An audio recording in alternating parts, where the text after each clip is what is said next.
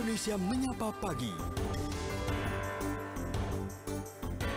Terima kasih pendengar untuk Anda yang masih bersama kami Indonesia Menyapa Pagi, program 3 Radio Republik Indonesia masih menemani Anda, dan kita masih fokus juga terkait dengan informasi arus mudik ya, di mana nanti juga di pukul 10 pagi akan ada pelepasan tim ekspedisi arus mudik RRI tahun 2024. Nanti kami juga akan hadirkan informasinya. Namun sebelumnya kita juga akan membahas terkait hal ini bersama dengan sejumlah narasumber. Nah, ini ada hal-hal penting yang bisa kita simak pagi hari ini, khususnya untuk Anda yang akan pergi mudik atau sedang dalam perjalanan mudik juga ya, atau juga nggak mudik tapi menikmati libur lebarannya aja, begitu, cuti bersama ya. Ini liburnya panjang soalnya. Iya, sudah bersama saya di studio pagi hari ini. Kita akan berbincang bersama dengan, saya perkenalkan narasumber kami pagi hari ini, Pak Hendro Sugiyatno, dari Dirjen Perhubungan Darat. Selamat pagi, Pak. Assalamualaikum warahmatullahi wabarakatuh. Selamat pagi. Sehat, Pak? Sehat. Kapan mudik nih, Pak? Gak ada waktu untuk mudik. Gak ada waktu untuk mudik. Kita memberikan pelayanan yang terbaik untuk masyarakat, untuk saudara-saudara kita yang mudik. Oke, mudah-mudahan semua berjalan dengan lancar, aman, amin. Selamat. Harapan kita bersama tentunya ya. Baik, kemudian sudah bersama kita juga pagi hari ini ada Pak Brigjen Pol Raden Slamet Santoso SH SIK. Beliau merupakan Dirgakum Korlantas Polri. Selamat pagi, Pak. Selamat pagi, Mas. Nggak mudik juga, Pak? Alhamdulillah enggak. Enggak. Kompakan nggak mudik ya. Ini demi memberikan pengamanan ekstra ya kepada masyarakat yang akan mudik khususnya, ataupun juga yang akan menikmati libur panjang ini. Iya, betul sekali. 10 hari kalau nggak salah liburnya ya. 10 hari.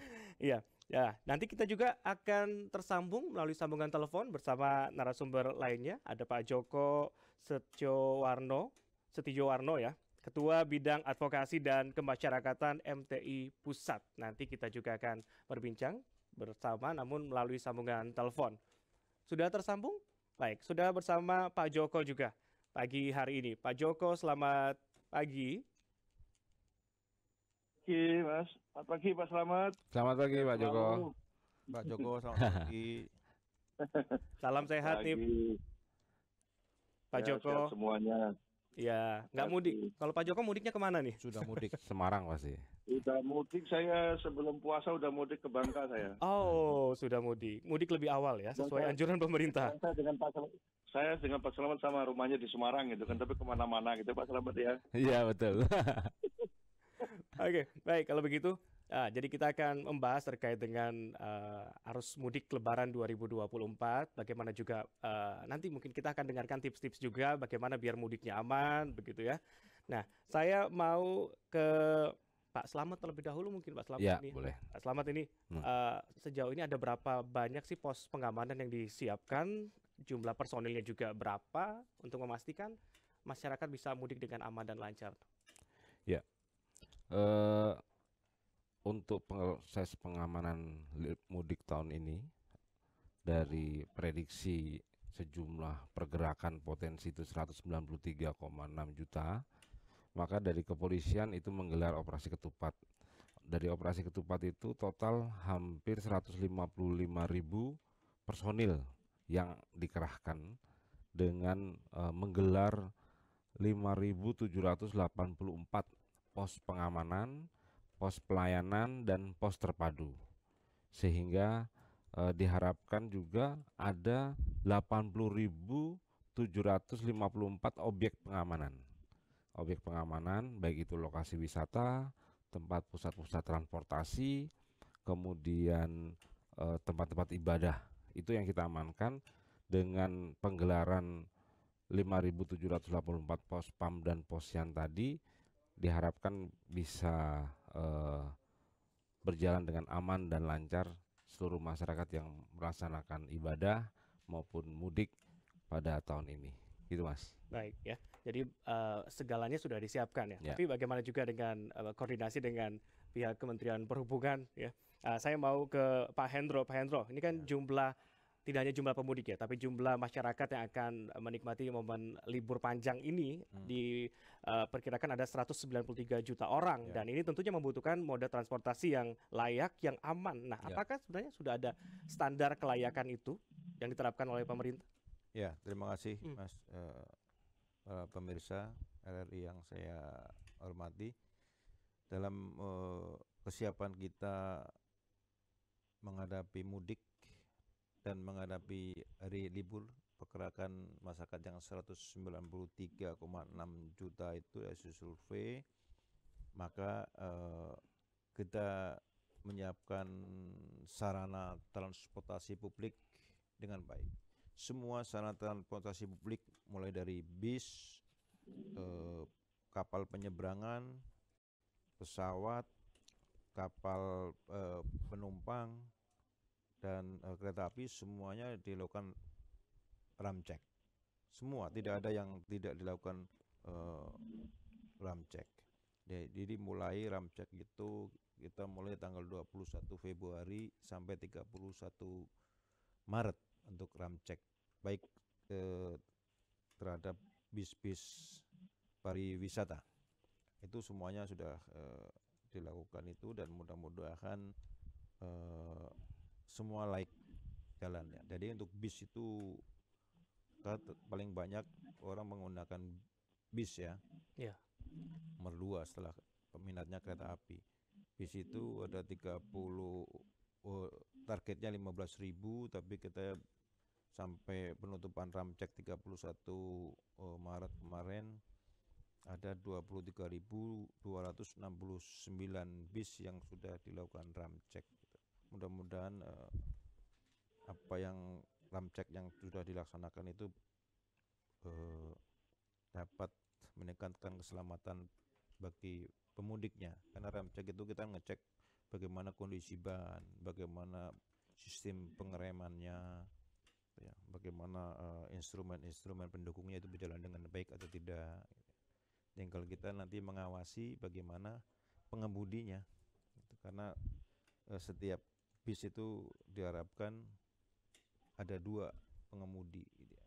Jadi bisa bergantian. Pengemudi cadangan begitu. Ya, bisa bergantian, dan setiap 4 jam kita anjurkan untuk beristirahat, karena undang-undang mengatakan bahwa 4 jam perjalanan itu istirahat 30 menit. Itu sehingga dapat melayani dengan baik, dan tidak kalah penting kita juga menekankan pada bis-bis pariwisata. Ya. Pariwisata itu juga pengawasan yang sangat ketat. Kami sudah bekerja sama dengan Korlantas, dan di daerah sudah berjalan koordinasi yang baik antara berhubungan dengan Korlantas untuk melakukan pengecekan terhadap bis-bis pariwisata di tempat-tempat wisata, karena tempat-tempat istirahat, rest area, tempat-tempat istirahat untuk bis pariwisata kan sangat kurang. Ya. Gitu ya. Itu yang perlu dicermati bersama. Baik, Pak Hendro, Pak Slamet, dan juga Pak Joko yang bersama kami di line telepon. Kita jeda sejenak karena ada informasi singkat yang akan kita dengarkan bersama. Jadi tetaplah bersama kami pendengar Pro 3 RRI.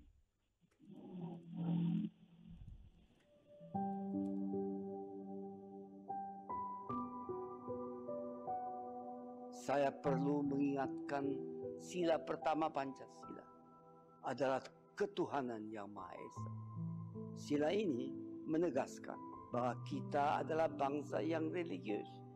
Untuk itu, setelah kita mendapatkan rahmat dan hak hidup dari Allah Subhanahu wa Ta'ala, maka dengan serta-merta kita harus menunaikan kewajiban untuk bertakwa kepada Allah Subhanahu wa Ta'ala, menjalankan perintahnya dan meninggalkan larangannya. Dalam kehidupan berdemokrasi, kita juga mendapatkan hak asasi kita sebagai manusia, dan sekaligus harus menunaikan kewajiban asasi. Kewajiban asasi manusia ini merupakan pembatasan atas hak asasi yang bisa menjadikan sifat egoisme.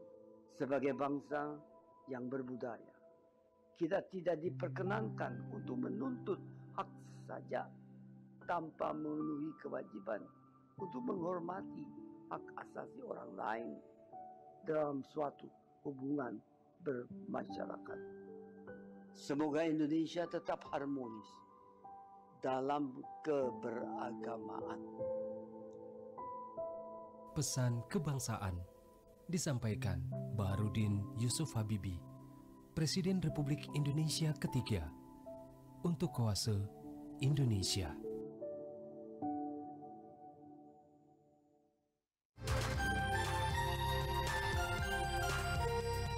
Pro 3 Jaringan Berita Nasional.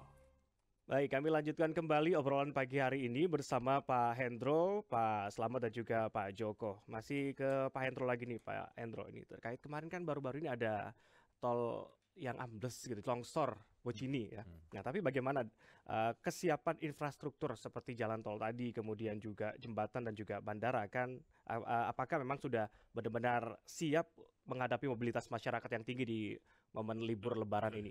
Ya, terima kasih. Jadi hasil kita kesepakatan dengan PUPR sebelum mudik tanggal 5, 10 hari sebelum mudik semua aktivitas pembangunan infrastruktur, perbaikan dan semuanya itu harus sudah selesai. Nah, sudah selesai dan apabila masih dalam proses pembangunan maka peralatan dan material-material itu harus ditaruh di sisi Dibersihkan gitu. bersihkan di jalan, tidak ada ya lagi. Ya, itu kesepakatan dan laporan dan kemarin disampaikan Pak Menteri di DPR semuanya sudah siap untuk dilalui, termasuk jalan tol fungsional. Ya, Cimanggis, Cibitung itu sudah hari ini sudah dibuka, terus di Jogja, Solo ada fungsional juga sudah dibuka, terus di Capek Selatan yang 8,5 km fungsikan gitu ya. Jadi jalan-jalan tol fungsional itu difungsikan di mudik tahun ini. Berkaitan dengan masalah longsor di Bocimi, saya kira sudah diambil langkah-langkah baik oleh Badan Pengelola Jalan Tol maupun dari Korlantas, memasang tanda-tanda rambu-rambu penunjuk jalan. Masyarakat harus lewat mana itu kalau nggak salah keluaran dari Cigombong ke jalan arteri ya, tidak melalui itu, dan itu karena proses perbaikannya itu cukup memakan waktu yang lama yang tidak akan selesai ketika mudik itu berjalan. Untuk perbaikan pasca banjir di Demak dan Kudus itu sudah berjalan dan mudik ini semuanya sudah selesai dan bisa dilalui jalan nasional yang imbas dampak dari banjir di Kudus dan Kudus Demak gitu ya. Semua sudah infrastruktur sudah berjalan dengan baik. Iya, Pak Hendro. Nah, saya kembali ke Pak Slamet lagi. Pak Slamet, kalau kita berkaca pada musim libur Lebaran tahun 2023 yang lalu ini, dalam catatan saya jumlah kecelakaan saat mudik tersebut ada di 3.561. Nah, bagaimana mengantisipasi atau meminimalisir hal ini tidak terjadi lagi di momen libur Lebaran tahun 2024 ini?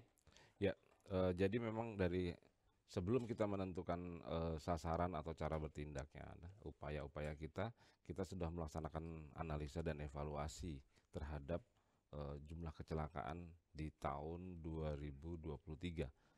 Kita berupaya supaya untuk tahun ini bisa meminimalisir angka kecelakaan lalu lintas yang terjadi dengan berbagai upaya dari mulai kegiatan-kegiatan yang sifatnya penangkalan atau preemptif, kemudian preventif, pencegahan, kemudian juga kita penegakan hukum dan pelayanan kepada masyarakat.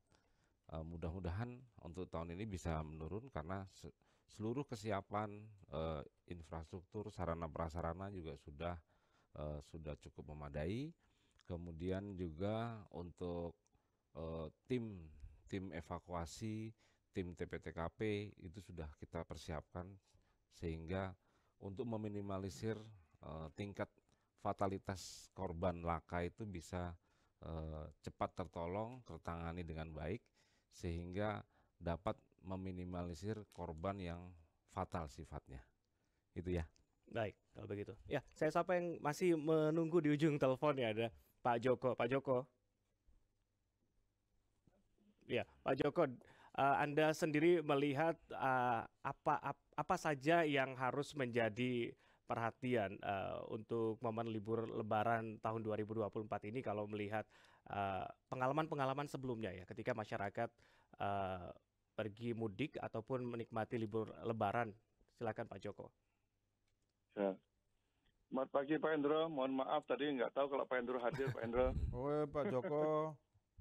Nggak kelihatan. Selamat pagi Pak Biasanya Joko. pagi ya. Saya kira tahun ini, Lebaran kali ini tuh kondisi cuaca ya. Cuaca yang ekstrem itu yang perlu jadi perhatian bagi semuanya lah. Baik pemerintah maupun pemudik sendiri. Jadi kalau pemudik terutama kalau menggunakan kendaraan pribadi, rute-rute yang akan dilewati, tentunya pemudik juga harus update informasi yang terkini lah ya. Selain bagi pemudik sendiri, dia harus punya kesiapan juga.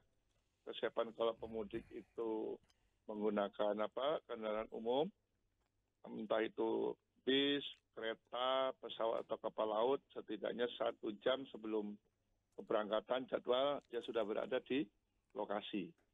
Itu. Tapi kalau kendaraan pribadi, menggunakan kendaraan pribadi tentunya persiapan selain kendaraannya untuk perjalanan jarak jauh, ya, sama roda 4, roda 2 ini memang agak susah ini sebutnya. Tapi roda 4 fisiknya juga harus siap, harus fit lah. Khusus untuk roda 2 yang mungkin perlu diperhatikan itu adalah selain kesehatan fisik juga jangan langgar aturan, umpamanya tidak boleh lebih dari 2 orang. Barang-barangnya juga ditempatkan pada tempatnya, nggak boleh tambah di belakang, apalagi membawa anak-anak sebaiknya tidak dilakukan. Karena memang motor ini bukan untuk dirancang perjalanan jauh, dia jarak pendek aja. Cuman ini saya bilang ini kesalahan tahun 2005, kenapa dibuat DP 0 rupiah, angsurannya mudah, kemudian CC-nya di atas 100, coba CC-nya di bawah 100, saya yakin tidak ada mau pakai motor. Mudik motornya menyarat sejak 2005. Mudah-mudahan Kementerian Perindustrian sadar akan kesalahannya gitu. Karena fatalitasnya cukup tinggi juga. Nanti tiba-tiba beritanya kecelakaan motor lagi. Nah ini yang mudah-mudahan. Tapi kalau angka kecelakaan saya kira setiap tahun makin berkurang. Nih harapannya ke depan juga insya Allah tahun ini juga makin berkurang. Karena mungkin kesadaran masyarakat juga cukup tinggi. Dan di sisi lain saya juga melihat ada keberhasilan pemerintah untuk pelaksanaan mudik ini. Ya. Kalau saya lihat di tahun lalu itu jelas sudah mengurai untuk penyeberangan. Nggak ada lagi cerita antri tol kendaraan, sudah terurai. Sepeda motor terpisah dengan roda 2, roda 4, dan tahun ini juga untuk angkutan barang juga dipisah. Itu caranya mengurainya. Kemudian untuk pelayanan angkutan umum antar kota sudah cukup bagus. Ya, buktinya apa? Antar kota itu kereta api antar kota, kemudian bus antar kota. Dengan terhubungnya tol ini, bus antar kota kita makin bagus. Dulunya bis akap itu malam hari, eksekutif sekarang sudah pagi hari juga ada. Bahkan tambah pelayanan berada bis double decker tingkat, ada juga silver bus, perusahaannya makin banyak, ini menandakan keberhasilan. Namun ini juga harus digenjot lagi bagaimana angkutan pedesaan, perkotaan juga harus bagus lah. Tanda-tanda angkutan jarak jauh ini bagus, buktinya apa? Ketika dilakukan survei oleh Badan Kebijakan Transportasi, yang sebelum-sebelumnya animo masyarakat tuh mesti kalau ditanya paling tinggi menggunakan kendaraan pribadi, roda 4, kemudian roda 2, asal begitu. Tetapi tahun ini berbalik, tetap ada yang memilih roda 2, roda 4 meningkat, tetapi peningkatan animo menggunakan kereta api jarak jauh dan bus itu kalau nggak salah sampai 3 kali lipatnya. Ya, ini yang sebenarnya harapan tantangan bagi pemerintah bagaimana untuk menambah kapasitas angkutan umum, entah itu kereta api jarak jauh maupun bus akap. Saya kira kalau bis yang jarak jauh ini nanti bisa ditambah dengan bis pariwisata. Cuman bis pariwisatanya memang harus diawasi juga. Bis pariwisata ini kalau nggak salah katanya tahun November lalu tuh sekitar 63% yang terdaftar. Nah, sisanya itu belum. Mungkin ini harus diawasi juga. Dalam rangka masyarakat juga animo sudah tinggi lah. Tinggal mengenjot bagaimana untuk angkutan di perkotaan dan pedesaan. Saya kira temannya Pak Endro sudah memulai untuk perbaikan angkutan perkotaan pedesaan. Ya, itu ada program BD Service. Meskipun lambat, saya kira harapannya Presiden terpilih, Wakil Presiden terpilih sudah berjanji, janji ya, untuk meningkatkan layanan angkutan umum. Semoga nanti berikutnya kalau itu digenjot, saya pikir nanti saya yakin orang bawa motor juga sudah lelah. Ya, dia akan berkurang, dan usulan saya memang salah satunya tahun depan nggak usah mudik motor, ditiadakan lah, diganti perbanyak untuk busnya, moda transportasi umum ya. Ya, bus gratisnya diperbanyak karena memang sedikit juga. Toh mereka nggak punya bawa motor, nggak apa-apa kok, ke daerahnya masing-masing. Karena setiap rumah tangga di Indonesia itu sudah punya motor, bahkan lebih dari satu. Nah, jadi non problem lah. Mungkin kalau 10 tahun lagi jadi masalah, sekarang sudah nggak lagi. Mungkin itu jadi bahan pemikiran kita untuk ke depan. Ya mudah-mudahan nanti hasil surveinya tahun lalu nggak salah tingkat kepuasannya pengemudi nggak salah penyelenggaranya sampai 70%. Tahun ini mungkin bisa naik ya, minimal sama lah, bisa lebih naik lagi. Oke. Nah, kita juga nanti akan minta tanggapan nih dari pihak Kementerian Perhubungan Pak Hendro yang sepertinya sudah tidak sabar juga untuk menanggapi, tapi kita jeda sejenak terlebih dahulu. Jadi tetaplah bersama kami pendengar. Saya nanti masih akan melanjutkan obrolan kita. Ini menarik untuk disimak tentunya, bagaimana Anda mempersiapkan juga agar mudik Anda aman, liburan Anda juga berjalan dengan lancar ya.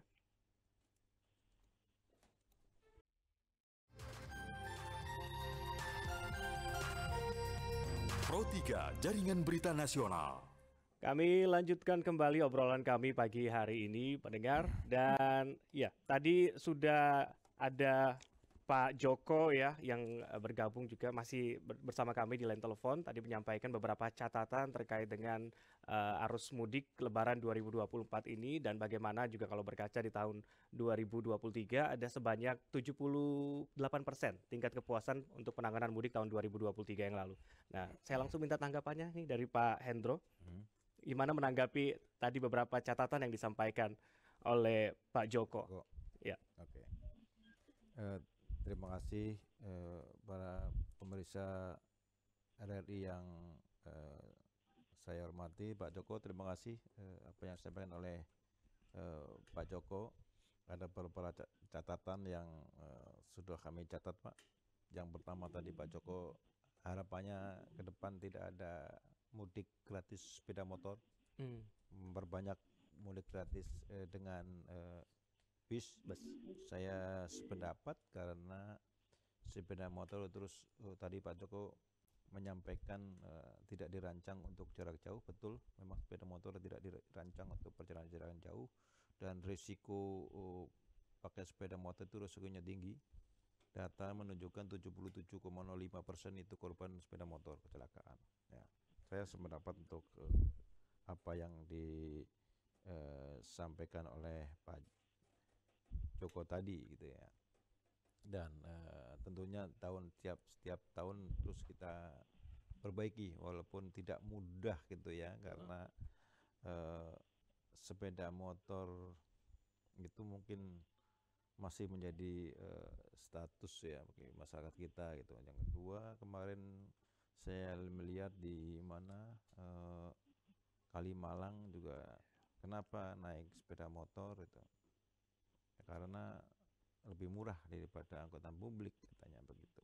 Tapi itu kita menjadi catatan ya, kita sama-sama untuk memperbaiki ke depan gitu ya, agar bisa mengurangi perjalanan menggunakan sepeda motor. Itu catatan yang penting yang disampaikan oleh Pak Joko dan menjadi masukan yang sangat baik bagi Kementerian Perhubungan.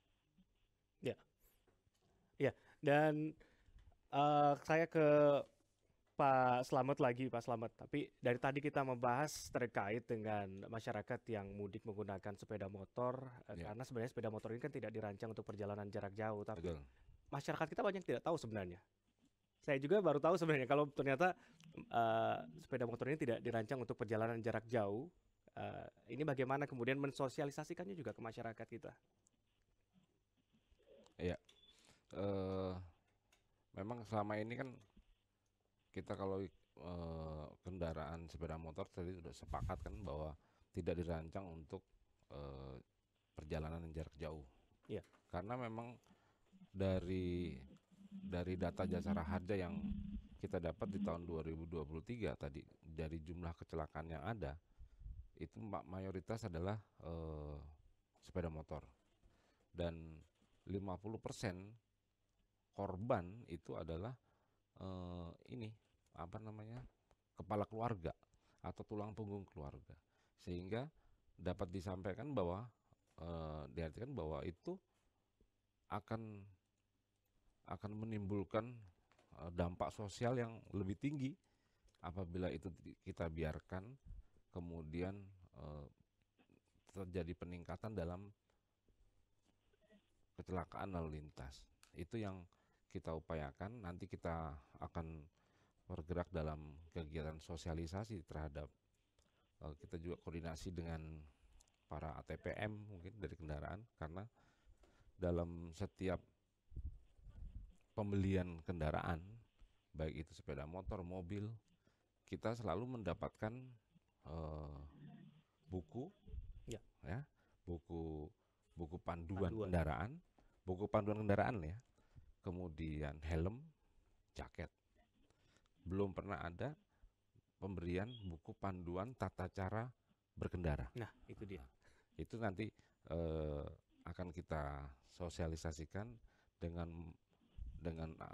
seluruh ATPM yang ada untuk membuat tata cara berkendara yang baik, sehingga kita dapat melatih mereka dalam hal safety riding ataupun safety driving untuk meminimalisir jumlah kecelakaan yang ada dan mengurangi korban fatalitas yang ada. Mengingat tadi 50% korban laka itu adalah tulang punggung keluarga.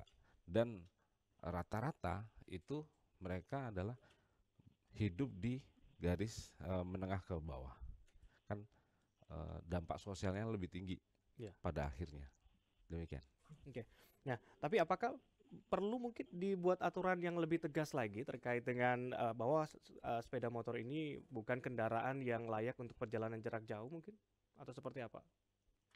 Sejauh ini hanya berupa himbauan saja ya. Himbauan, dan nanti akan kita berbanyak untuk gerak-gerak mudik gratis dengan bis, dengan kereta mungkin ataupun dengan yang lain. Tadi disampaikan Pak Joko tadi di tahun 2005 kan begitu ya. Di tahun 2005 sampaikan bahwa untuk kendaraan tadi harusnya kalau tidak di atas 100 cc mungkin bisa meminimalisir pengguna sepeda motor itu. Oke. Kalau sudah terlanjur mudik dengan sepeda motor, apa yang harus diperhatikan nih, Mbak Slamet? Dari pemerintah saat ini, dari Pelindo juga sudah ada program mudik gratis dengan menggunakan kapal. Oh iya. Kapal laut, sehingga motornya itu bisa diangkut di dalam satu kapal. Kemudian untuk transportasi di daerahnya itu bisa menggunakan sepeda motor itu. Tapi tidak jarak jauh kan. Nah, itu salah satu solusi dan lumayan untuk bisa mengurangi perjalanan mereka dari Jakarta menuju tempatnya masing-masing. Itu. Oke. Nah, tapi sejauh ini pengawasannya dan juga pengendaliannya seperti apa sih, Pak Slamet?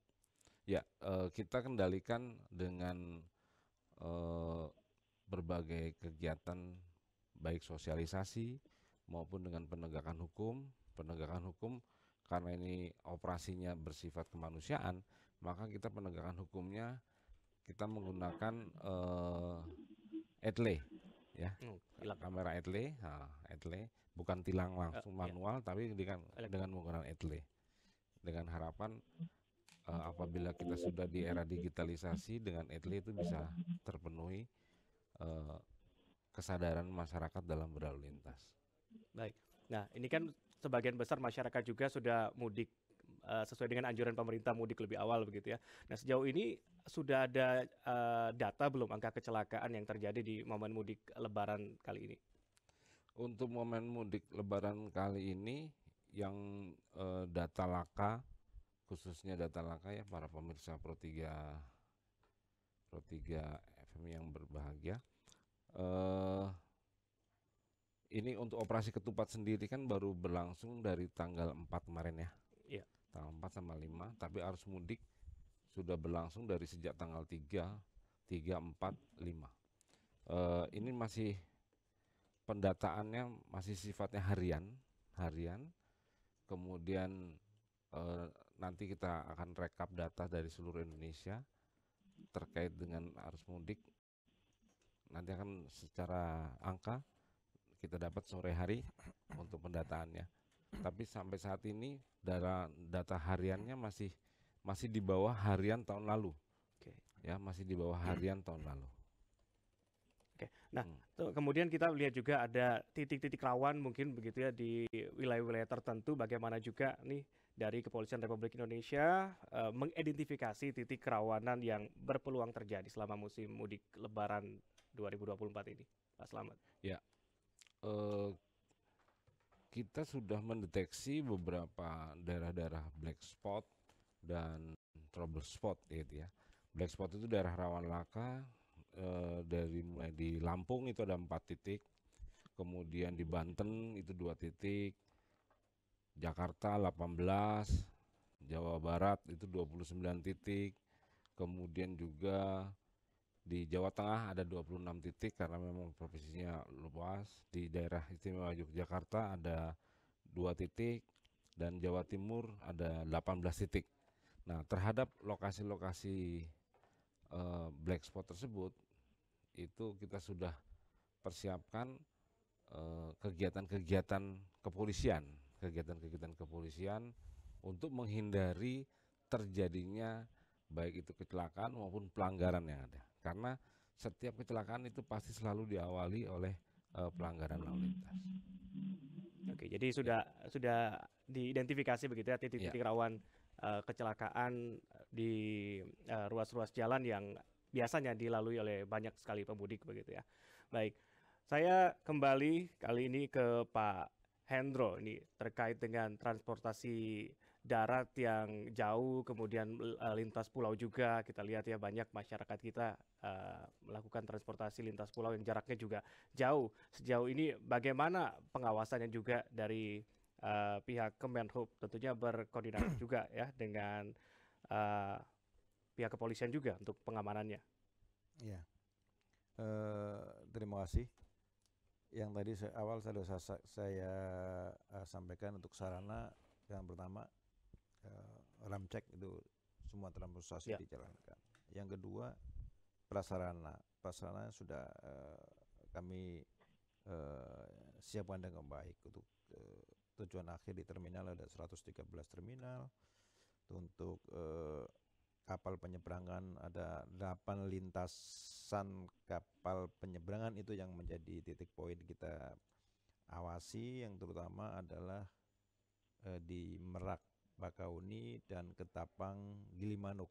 Itu 2 yang menjadi titik, tapi yang lain tetap menjadi pengawasan kami untuk transportasi di darat dan penyeberangan ya.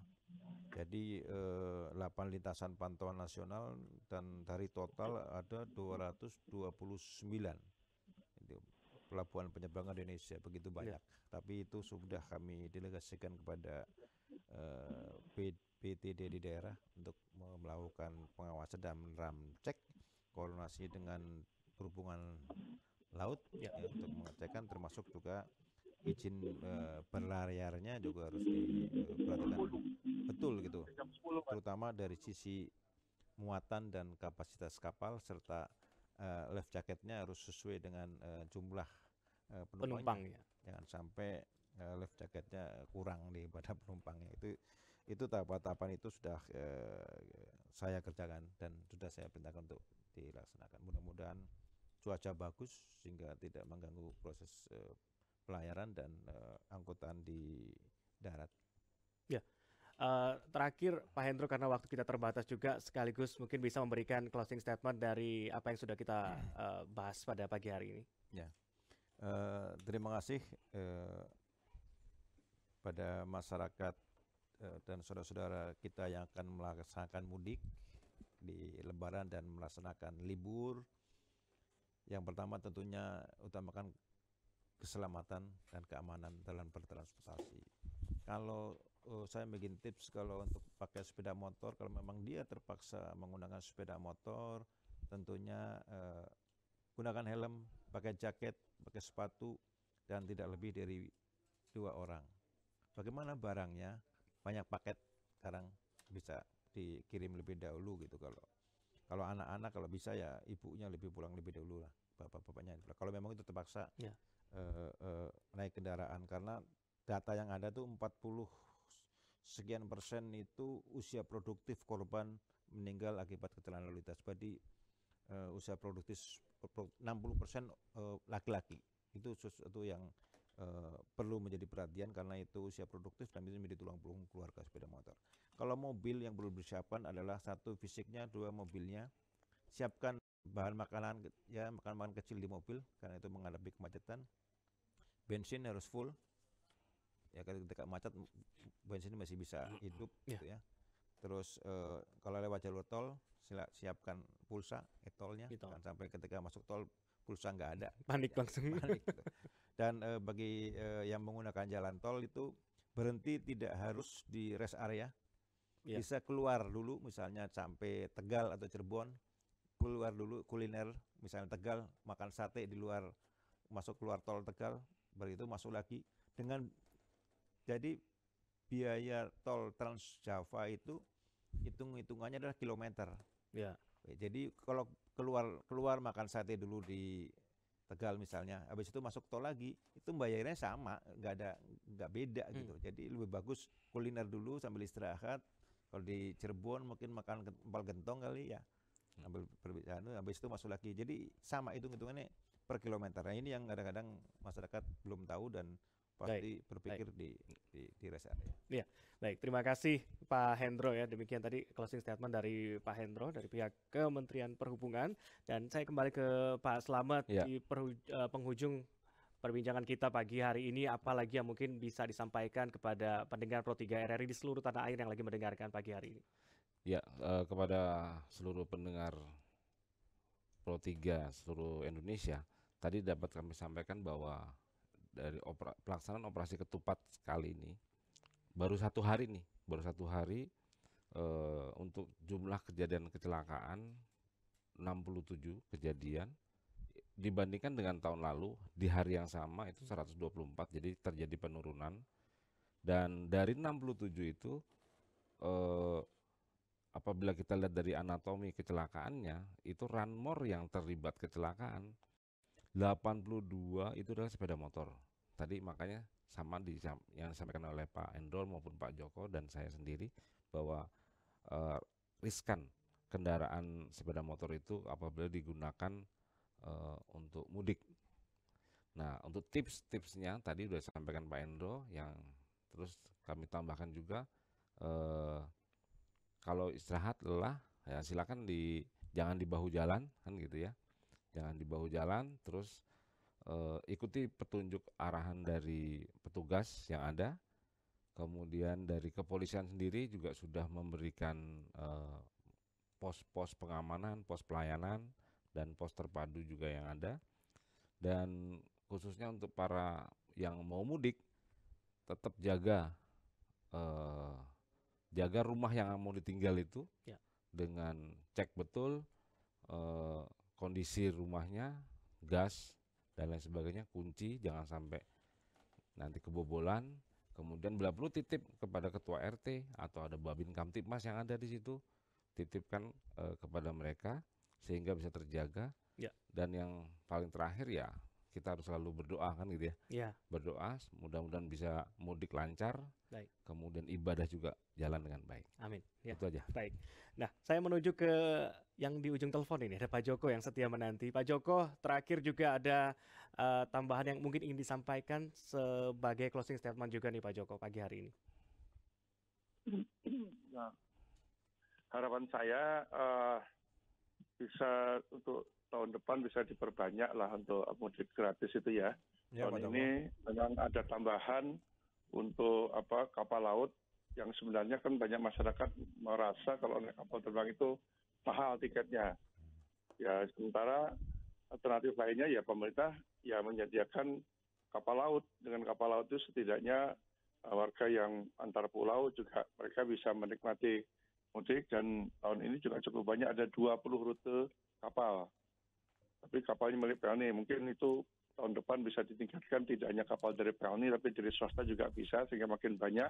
Ketika tiket pesawatnya naik nggak apa-apa, tapi ada alternatif, termasuk juga mudik gratis dari tidak hanya Jawa tapi bagaimana dari Sumatera ke Jawa. Karena dengan terhubungnya jalan tol ini kan lebih memudahkan juga. Tadi untuk antisipasi bagi yang tidak bisa menggunakan pesawat terbang, ada alternatif menggunakan bis yang gratis itu. Nah kemudian yang terakhir mungkin keselamatan lah menjadi prioritas bagi semuanya, entah itu pemerintah maupun pemudik, menjadi hal yang utama harus diperhatikan. Lambat nggak apa-apa karena pemerintah juga tidak menyediakan infrastruktur transportasi itu untuk kondisi yang normal. Ya. Jadi pasti ada keterlambatan, yang penting dia tidak macet yang berjam-jam karena seperti Brexit, saya kira tidak. Biar kalau macetnya agak lama nanti kalau ketemu pelatihnya ada ceritanya. Dan jangan digunakan tol. Kuliner di arteri cukup banyak, berbagi rezeki untuk tadi vendor sudah katakan mau menikmati makan apapun ke Cirebon dan sebagainya. Ya, banyak perjalanan juga berbagi rezeki untuk orang-orang UMKM kami sekarang bisa tumbuh. Ada Jadi cerita tidak hanya unik di ya Pak Joko? tempat itu, begitu. Baik, terima kasih Pak Joko. Dan ya, jadi intinya adalah utamakan keselamatan dan keamanan Saya ya. boleh nambahin nggak? Ya silakan. Ini selama ini yang di arteri, di jalur arteri untuk sepeda motor dan mungkin ada yang mobil dikit, itu di jalur arteri juga kita siapkan rest area. Ya. Ya. Jadi saya ada tempat penimbangan truk Jembatan timbang. itu jembatan timbang saya tutup, saya fungsikan untuk rest area. Di rumah makan juga ada. Jadi saya minta yang pakai sepeda motor 3 jam paling lama istirahatlah 30 menit, 30 menit baru jalan lagi. Jangan memaksakan untuk jalan. Manfaatkan rest area gratis, ada minum, ada nah itu ya bisa menikmati. Jadi, keamanan dan keselamatan iya, intinya yang penting utamakan. Ada keluarga yang menunggu di kampung halaman begitu betul. Ya, pulang bawa rengginang. Pulang bawa rengginang ya. Baik, demikian obrolan kita pagi hari ini bersama dengan Pak Hendro Sugiyatno, Dirjen Perhubungan Darat, kemudian juga bersama Brigjen Pol Pak Raden Slamet Santoso SH-SIK, Dirgakum Korlantas Polri, bersama dengan Pak Joko Setiowarno, Ketua Bidang Advokasi dan Kemasyarakatan Masyarakat Transportasi Indonesia MTI Pusat. Terima kasih Bapak-bapak untuk waktunya, sudah mau ngobrol mampir di tengah kesibukannya ya. Saya tahu pasti sibuk sekali di momen mudik Lebaran kali ini, bahkan sampai nggak mudik nih Bapak-bapak ya. Sekali lagi terima kasih, sukses selalu, salam sehat selalu Pak. Terima kasih. Selamat mudik pada saudara-saudara kita. Terima kasih Pak Joko. Ya, demikian tadi ya perbincangan saya bersama dengan narasumber terkait mudik aman, ceria, dan penuh makna. Dan sesaat lagi nanti di pukul 10 nanti akan ada pelepasan tim ekspedisi arus mudik RRI tahun 2024 di halaman parkir Radio Republik Indonesia.